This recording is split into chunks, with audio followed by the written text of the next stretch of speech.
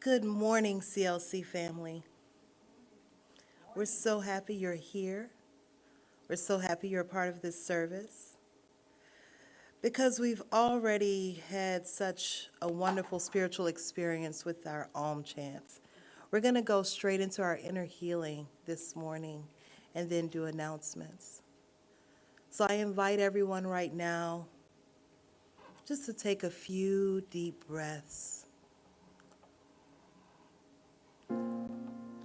Allow your body to relax, putting your day and your week aside.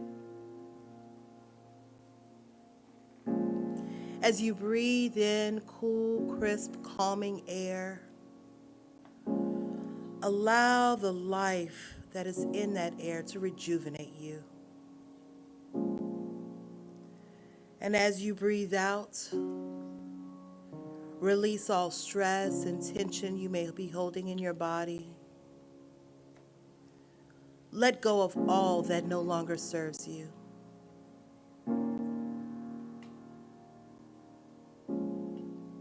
Still your body and allow your mind to be here now. Universal love enfolds me. Universal wisdom inspires me.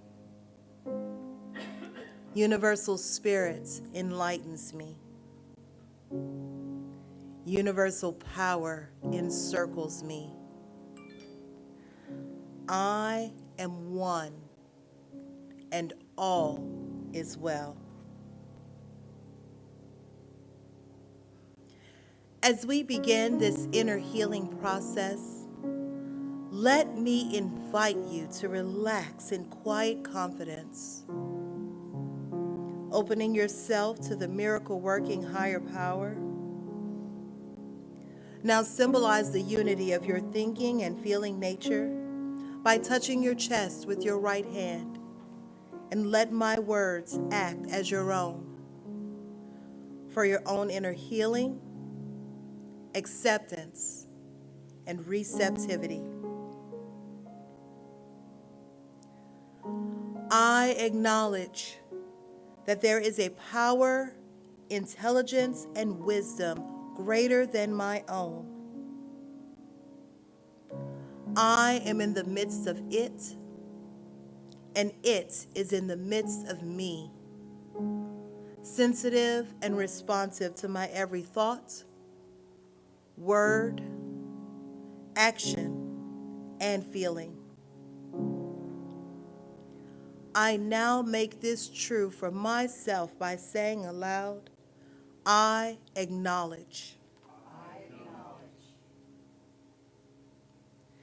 Acknowledging this higher power working through my life, I admit that I am personally responsible for solving my own problems, while being guided and assisted by something greater than myself.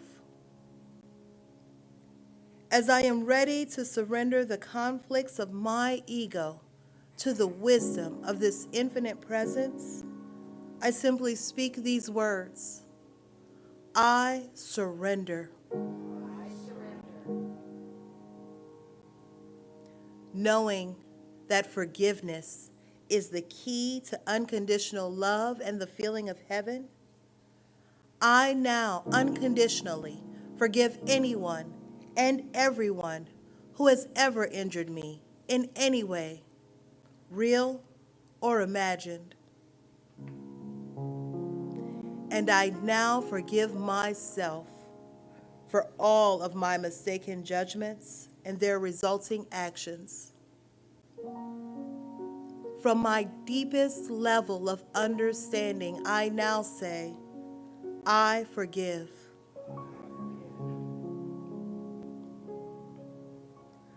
Realizing that I continually experience the effects of my own thinking, I now choose to allow this higher power to recreate me deeply, filling my mind with thoughts that are only positive, constructive, loving, and beautiful.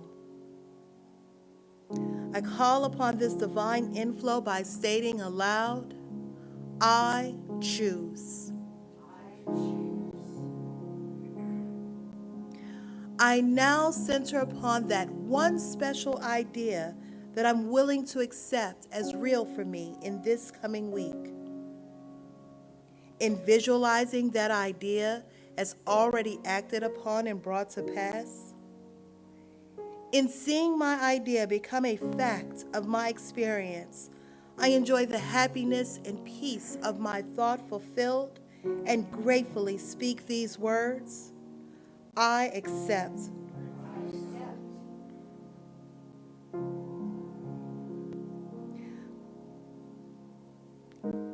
Knowing that I have an everlasting place in the midst of the power that sustains all creation, as well as the support of all those around me, I allow myself to relax in the peace of fulfillment and gratitude and say, I release. I now, in my mind's eye, I envision the presence of someone near and dear to me. This can be a friend, a family member, a teacher or mentor, someone who has touched my life in deep and loving ways. Someone who may not be physically present in the room with me this morning. I turn toward that image in my mind's eye and say, I'm grateful for the good in your life.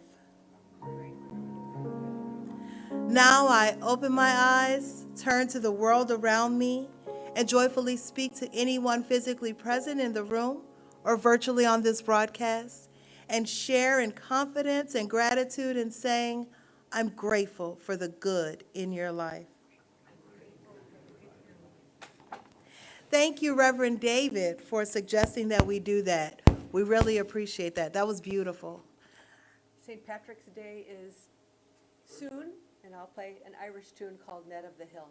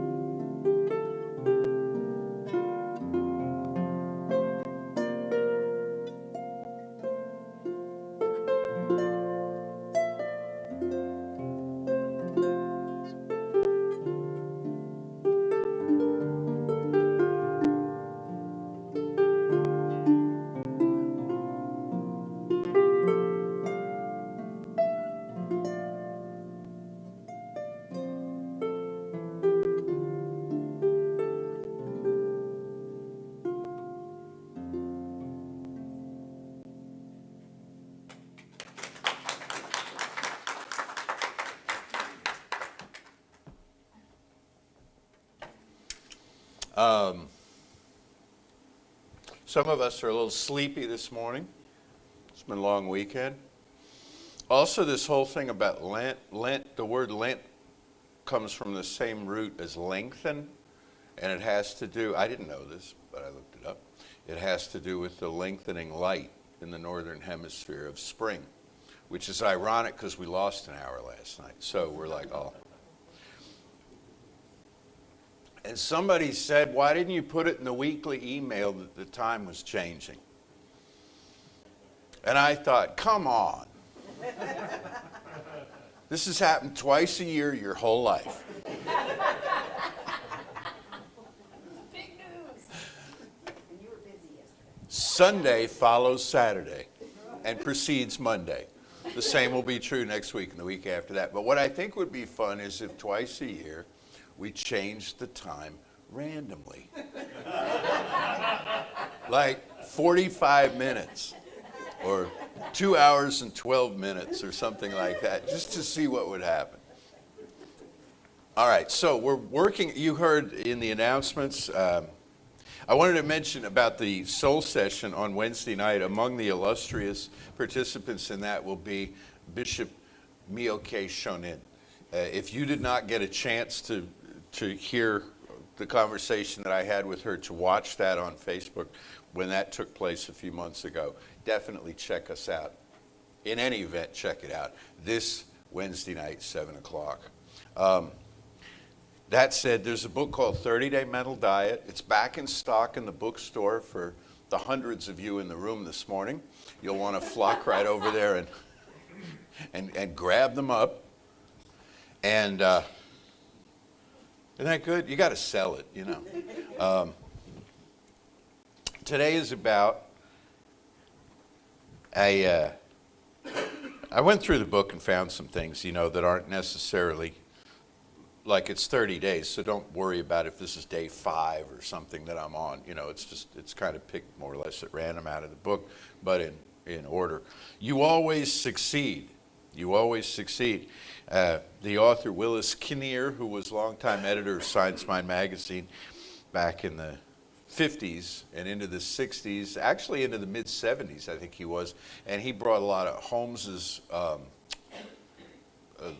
notebooks and unfinished writings into print after Ernest passed in 1960. That's who created this book, WIllis Kinnear. He asked, what is success? And he says, at what are you succeeding? Or if you prefer, we're more likely to say it this way, what are you succeeding at? What do you succeed at? What are you succeeding sounds a little, you know, it's proper, but what are you succeeding at? What are you winning at? What are you winning at in your life? And he says, too many of us are succeeding at stuff we don't want. We're filling our mind with the expectation of and filling our hearts with the preparation emotionally for things that we don't want, states or conditions that we don't want. We're preparing for trouble. We're preparing for failure. We're preparing for breakdown. We're arming ourselves emotionally with this kind of body armor we put on to not let other people in, not let the world in. And he's writing this, 63, I think he published this book. Okay, so what's that, 60 almost years later? Is that right? Yes. Yeah, okay. Year I was born. Okay, you know, good, all right, yeah. Math is not my strong, just carry the 7. So, 60 years later, it's still really true, maybe more so. You know, I'm very cognizant of the fact that today is the 13th of March, and I believe that it was on the 16th of March in 2020 that we closed this place down. So it's 2 years shy, 3 days coming up. St. Patrick's Week is how I remember it, and it was Reverend Lisa's first Sunday to speak. And that was the last event that we had here, and when she turned out the lights and turned the key in the lock after her, we basically shut the place down except for 5 to 7 of us who would come in, who will remain forever. I will forever be in your debt. Those who came on Sundays to broadcast this, you know. But I don't have to go through with you today a whole litany of the things that are wrong in the world that are causing us to arm up emotionally, if not actually, against trouble. So we're prepared. And there's a part of us that says, well, that's sensible. It's sensible to do that. There's another part of us that's not sensible. It's beyond sensible. Sensible means the senses regard it. There's a part of us that knows intuitively that there's one life, and that life is source, and that life is all the life there is. How do we balance the two? Well, that's why we have these conversations every week, is how do we be in the world? You'll hear people say, well, you know, blah, blah, blah. Yeah, but I live in the real world. I live in the real world. Well, the real world is a projection of consciousness, so how real is it? Consciousness is happening from the inside out, and the world, as Emma Hopkins beautifully put it, will persist in exhibiting before us what we persist in affirming the world is. And every time we affirm it with more feeling, it outpictures with more substance. It outpictures with more solidity to it, when in fact the whole thing is consciousness unfolding. So at what are we succeeding? What are we doing here? Would we rather be right than happy? Okay, that's a big question, because a lot of times we're taught to be right, or at least to look right, to look like we know what we're talking about. To be right is to have power, is to gain in power over people and over situations. It does not lead to happiness. If happiness occurs along with rightness, it's good luck. Basically, it's a happy coincidence. But for the most part, people who, like almost entirely, people who seek to be right are not happy, because as soon as they're right at one thing, they have to be right at the next. Now they're on a streak of being right, and they can't break the streak, you know?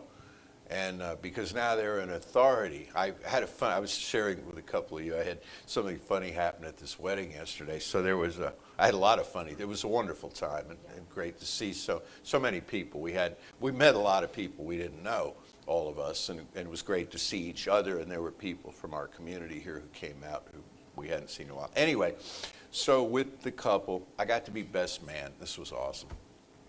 And Reverend Lisa did the service, her first wedding service. It was, yeah.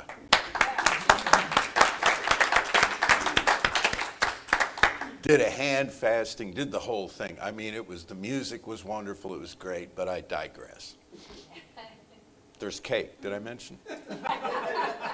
So outside, I'm standing there in the receiving line, and I kept getting sent on errands. Yes. So I had to leave the receiving line, and then I'm back in the receiving line. And I hate this expression, but what it's called, the maid of honor, okay, is standing next to me. Didn't know her, young woman. And at a certain point, I turned to Cole, the groom, and I said, is it time yet to go in, to cut the cake and lay out the food, you know, open the food line and all this? And he conferred with Courtney. And yes. And so, all right. All right, everyone, it's time to head into, Lisa knows what's coming. It's time to head into the building. Not a soul moved. Not even a head turned toward me. And the maid of honor standing there turns to me and says, "You're quite the authority figure, aren't you?"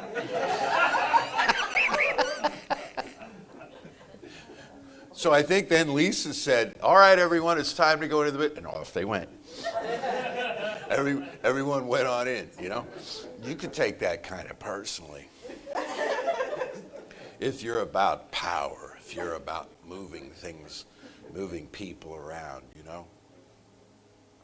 But it doesn't make us happy to do that, because like I said, as soon as we accomplish it, as soon as we kind of pull the wool over somebody's eyes, it's time. Now there's another one.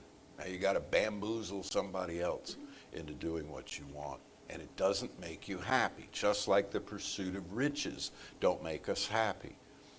There's a line in a Springsteen song, what is it? The poor man wants to be rich, the rich man wants to be king. And the king wants to be lord over everything.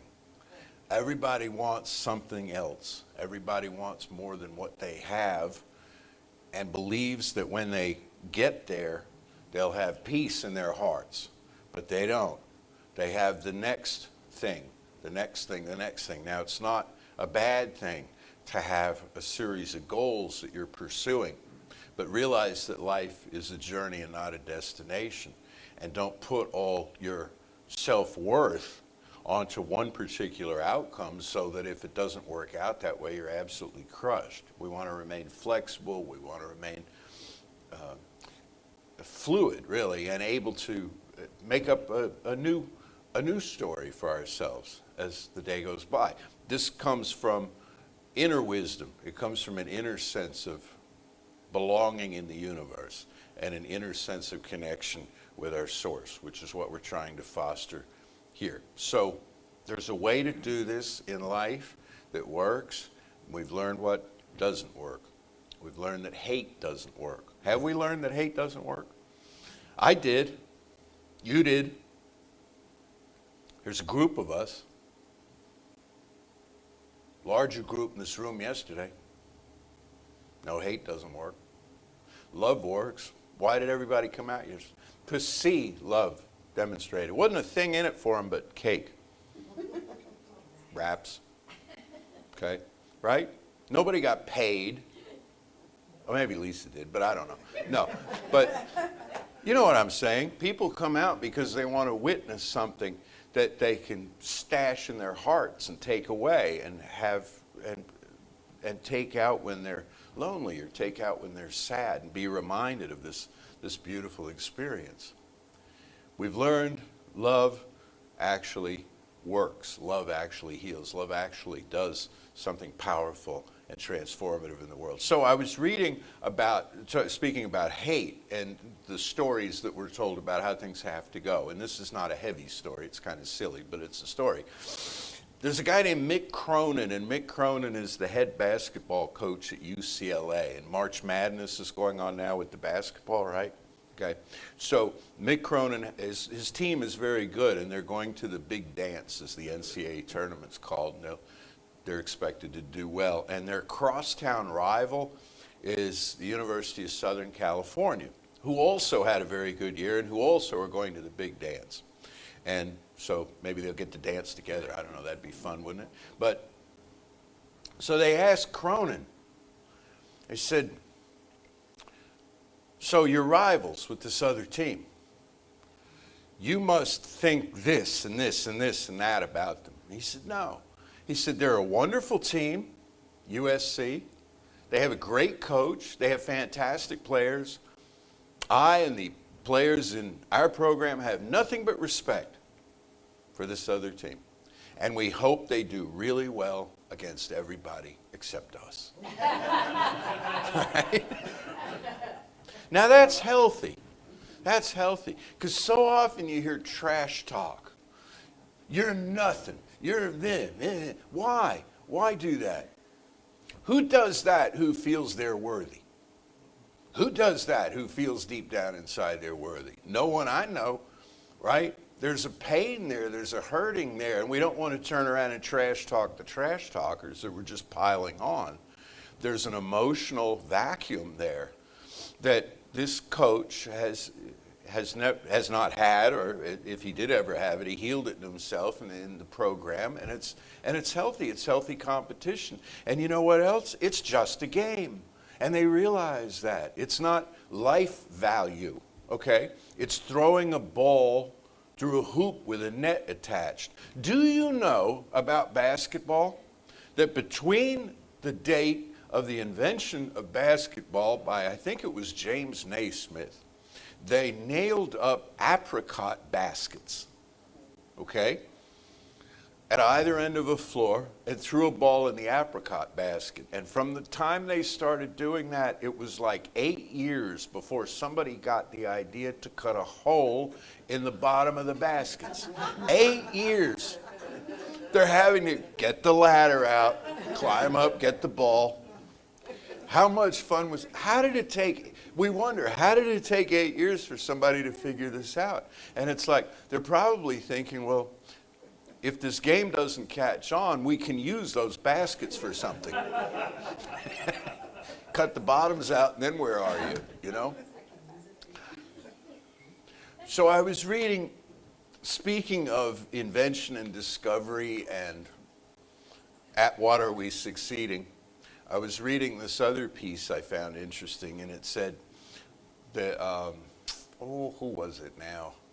Like Jeff Bezos, I think, of Amazon, one of these titans of industry, says, I'm always being asked what will be different in 10 years.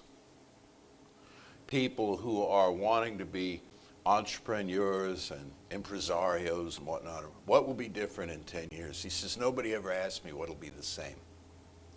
I thought about that. What will be the same?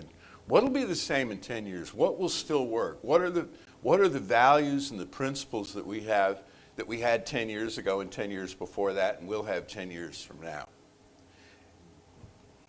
Don't really know, do we?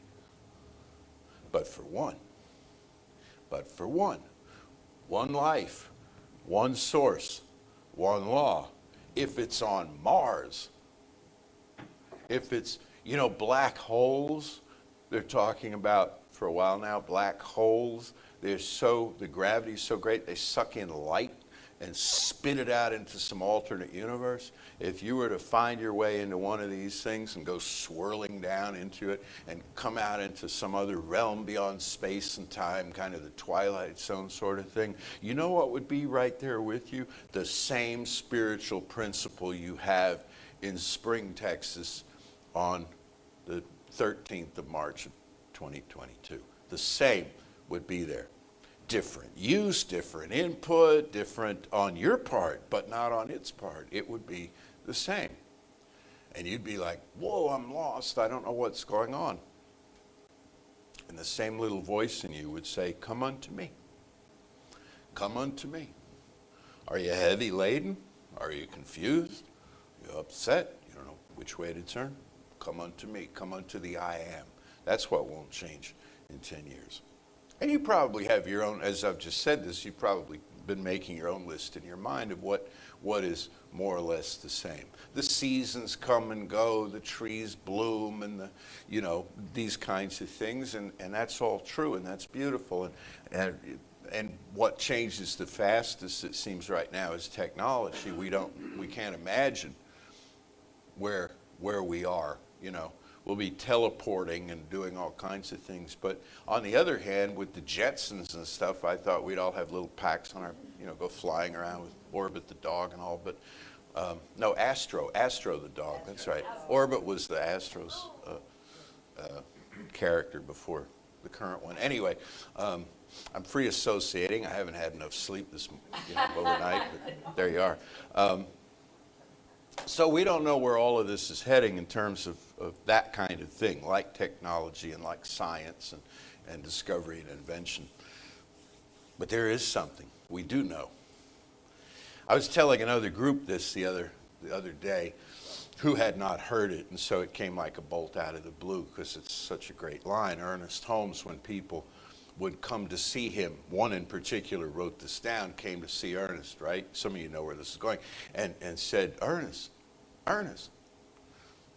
or Dr. Holmes, or whatever they called him, said, I have this problem. I don't know what to do. Should I do this? Should I do that? And he said, Ernest did, I don't know.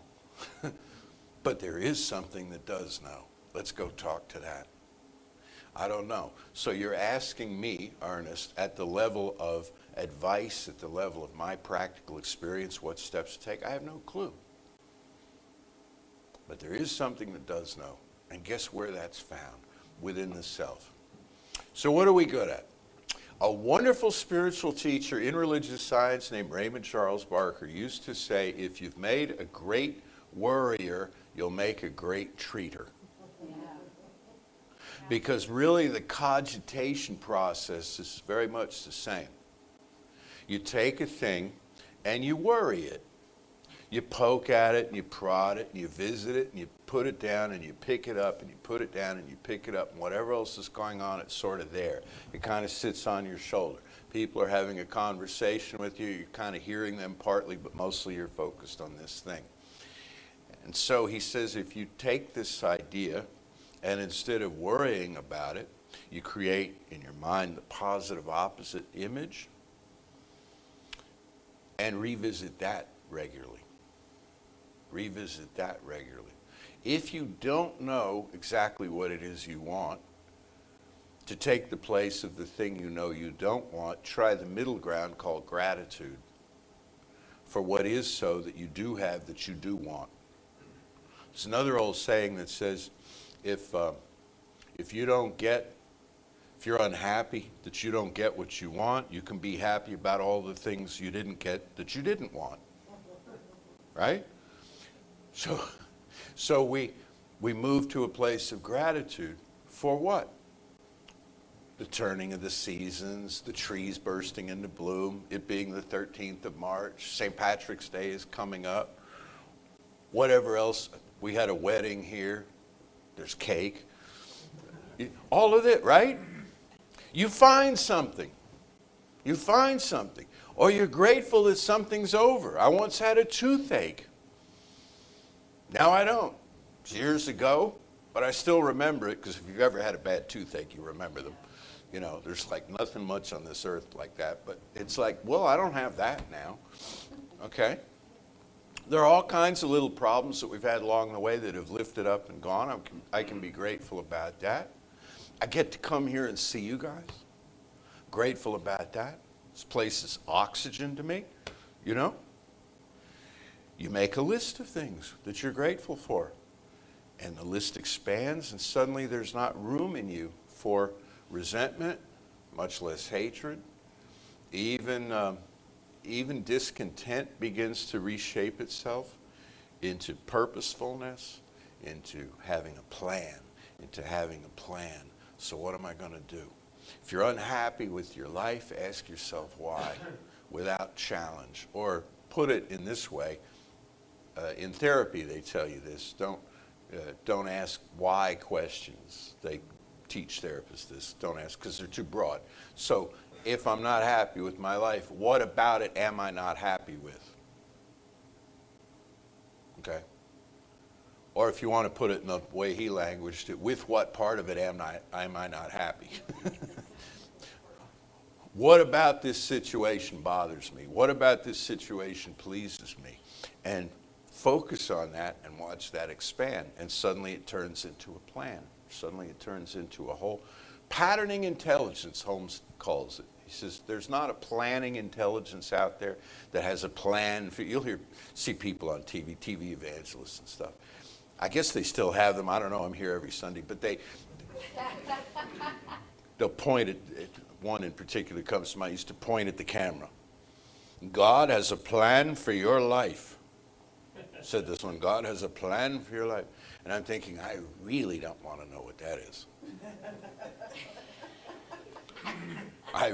Because it's no fun. No fun.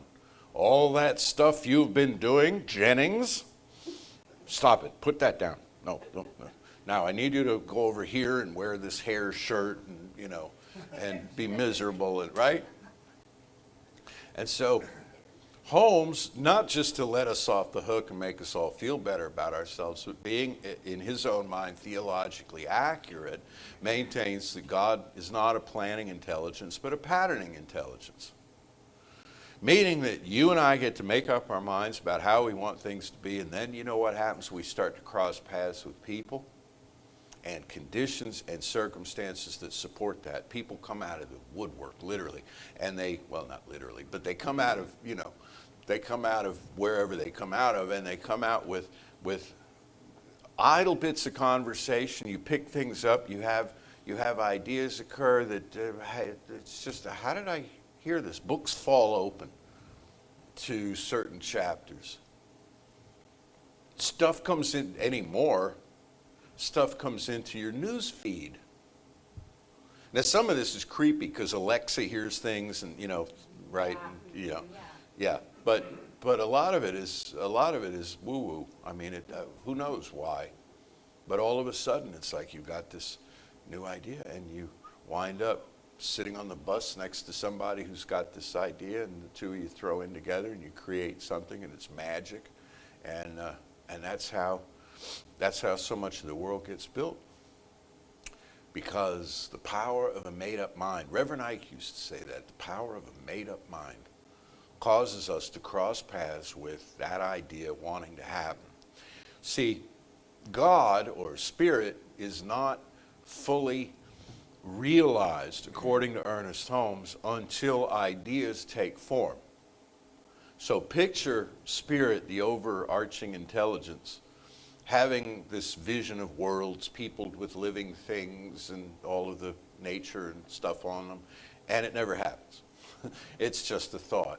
There's nothing fulfilling about that. It has to take shape to carry the idea into fruition. And then what happens is once the world is formed and peopled with living things, it all begins to gradually, shall we say, disintegrate gradually in waves of time, circulate itself back into pure potential so that nothing remains forever in form, but moves back. The room got very still when I said that, and I don't mean you're disintegrating as you sit there, but, and it doesn't happen all at once, so you don't need to worry, but you know what I'm talking about. The chair you're sitting in will not last 500,000 years.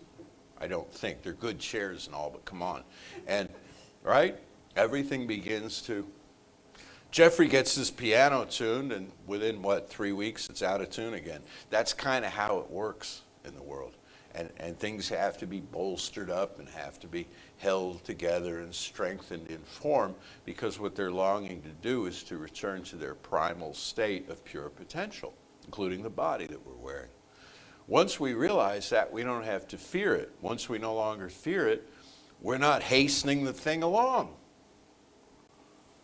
Do you know people who from the time they're, really young, years old, are worried about ending here, thinking about, oh no, I don't live forever. And they're haunted by this sense. And I don't mean the chronically ill. I mean people who are just fine.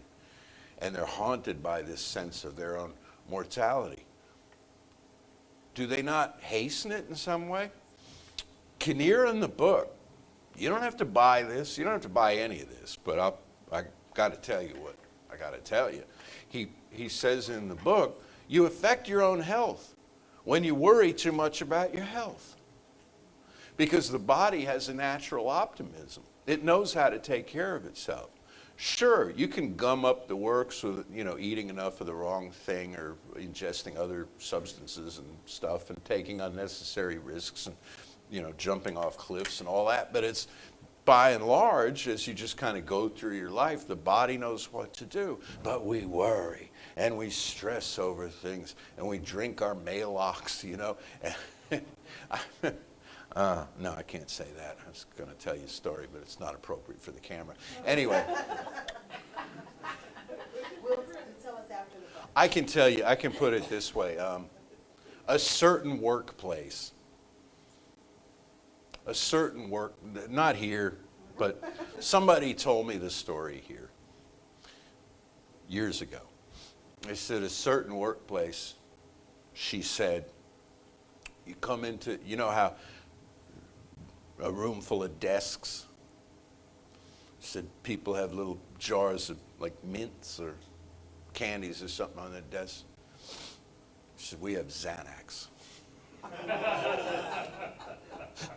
Oh, that's brutal, Meaning what? It was a stressful, maybe it was Valium, I don't know, but you get the idea. It was a stressful, intense, hyper-vigilant kind of a workplace that this person was describing.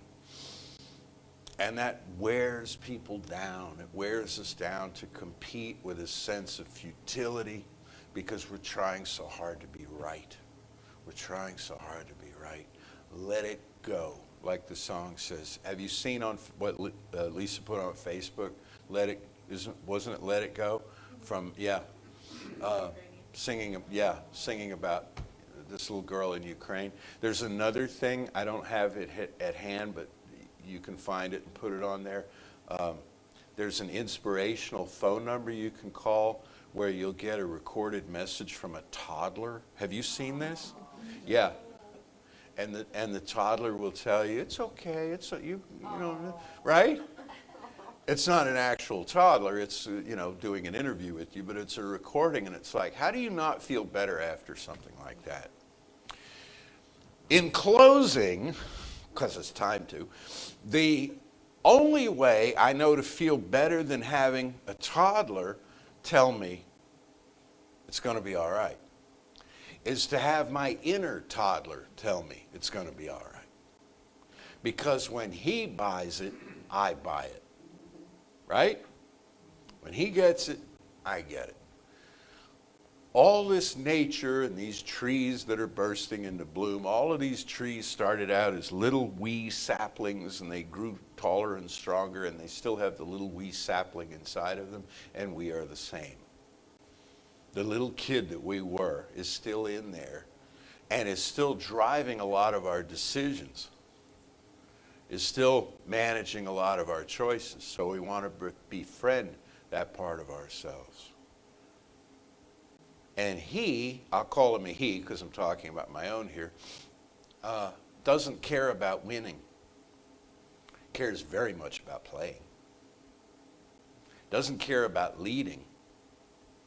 Cares very much about being included and including. Okay? And I find that healthy. So I talk to him as much as I can. And at that I am succeeding. And at that we can all succeed.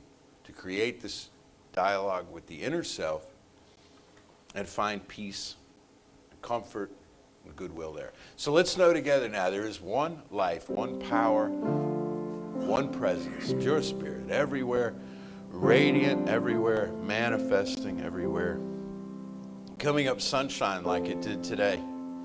And the temperature's rising. It's feeling more spring-like than winter-like. And it's the springtime of our years. Each of us, as the song says, the seeds that were silent are burst into bloom. We are those seeds. God's seeds. God's seeds, each of us. I affirm and know for each person here, virtually or actually, a sense of peace and trust increasing within, a sense of knowing what to do for one's own best mental and emotional and spiritual health, and the willingness to do it. And as this occurs for each of us as individuals, it is inevitable that the world itself burst into bloom.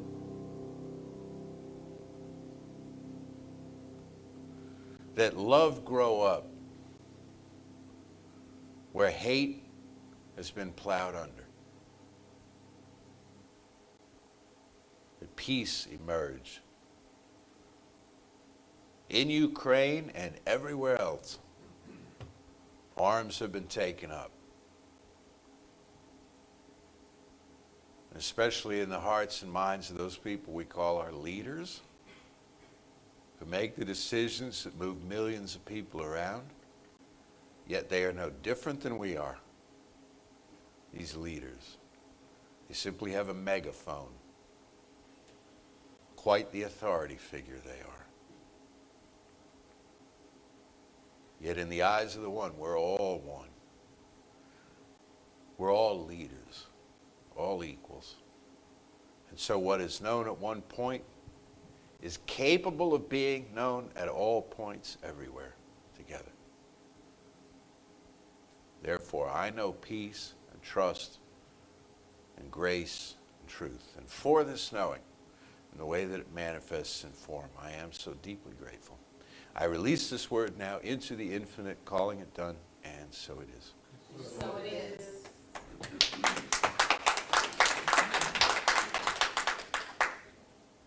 Now we come to giving time.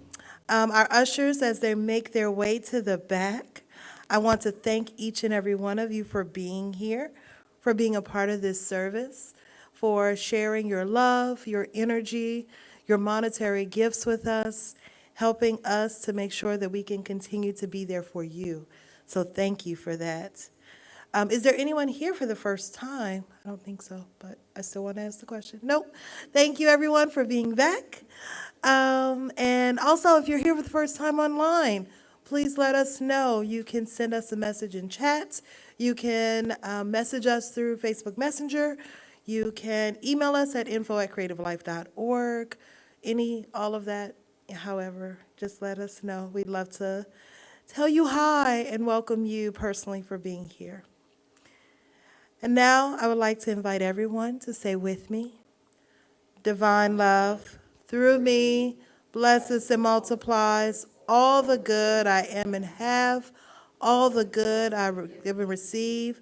I am prosperous now, and so it is. Before I get off the stage, one thing I want to say, Jesse mentioned the hotline. Just reading the article made me happy. It's these kindergartners at Westside Elementary in Healdsburg, California, and they have this recorded hotline. It's a free hotline. The number is on there. I put it in chat. If you're in the room, definitely look it up. It's an NPR article, but they have the number in there. I cannot wait to call. I am going to share it. I encourage you all to share it. This is the kind of stuff we need that needs to go viral. Like, I need these babies to go viral. So I'm just putting it out there in the world that it's going to happen. So thank you, Jesse, for sharing that with us.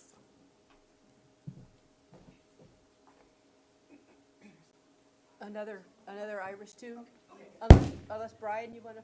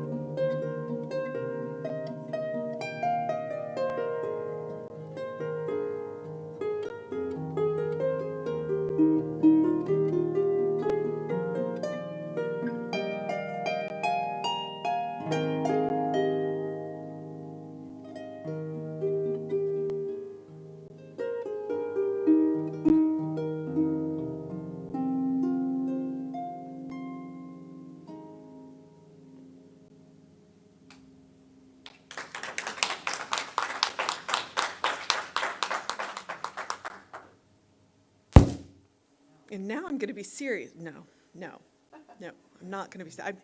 When am I serious? I'm frequently silly and proud of it. But what I'm going to do is tell you the rest of the story. Ooh, who did I just hear in my head? Paul? Paul Harvey. I'm going to tell you the rest of the story. Because when Jesse mentioned about nobody listening to him, the difference between him and I yesterday was Jesse was in a nice suit and I was in a minister's robe. That's why nobody listened to him and everybody went, oh. So that was the difference, because I turned to him and I said, you're not the one wearing the robe. It was pretty funny. It was pretty funny. All right. So as Mary just reminded us, St. Patrick's Day is coming. And there's a beautiful Irish blessing, which I will promptly not get right, about the wind at your back, the road rising up to meet you. So in that vein is what I'm going to take you into. In the knowing that there is one life, one power, one presence, one love. And I am a part of that love. That presence lives in me. That power flows through me. And I live that life. And as I know this about myself, so too do I know that about each and every one of you. That we live a grand life. That the road really does rise up to meet us. For every step we take forward, Spirit takes 2 steps towards us. And that the wind is always at our back. And if it is blowing in our faces, then what do we need to do but turn around? Because sometimes it is about looking in another direction, seeing another perspective.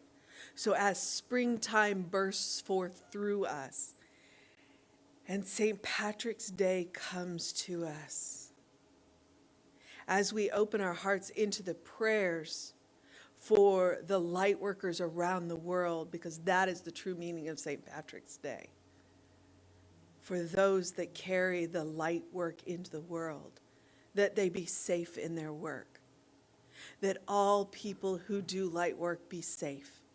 Because frequently those are the people running into the places that are dark.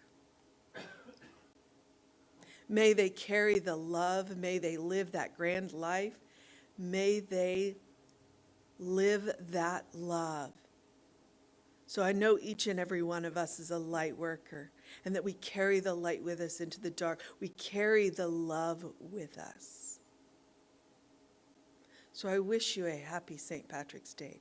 I wish you an amazing spring. I know for you the one love. And I am grateful to know that love. And I am grateful for each and every one of you. I am grateful for this teaching. I am grateful for this place. I am grateful for these people who come together every week to create this space. And I am grateful just to be. And so it is. Say it with me now. Something wonderful is happening through me. Something wonderful is happening through me. I feel it in my body. I feel it in my I body. feel it in my mind. I feel it in my I mind. feel it in everything I am. I feel it in everything I am. I choose it. I choose it. I trust it. I trust it. I use it. I use it. And faith in Bigora, I love it. And Faith in Bigora, I love it. And so it is.